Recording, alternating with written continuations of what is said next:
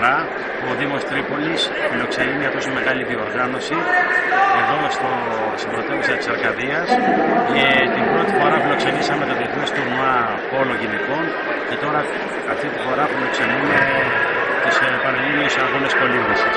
Το Δημοτικό Συμβούλιο Σύσσων με τις δύο περιπτώσεις αποφάσισε να αποδεχτεί αυτή την πρόκληση, γιατί πρόκειται για πρόκληση.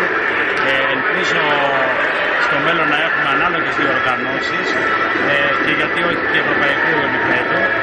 Έχουμε σε όλα τα σωματεία που συμμετέχουν, στον πρόεδρο της Κολυμβητικής Ένωσης Ελλάδος, αλλά και στον προφές του καθένα ξεχωριστά, να είναι υγιείς, δυνατοί, γεροί και να κάνουν διακρίσεις πέρα της Πανελλήνιας οικογένειας. Θέλω να συγχαρώ τους διοργανωτές και εύχομαι όλα να πάνε καλά και η Τρίπολη να είναι το καμάρι της Πελοποννήσου σε τέτοιες εκδηλώσεις.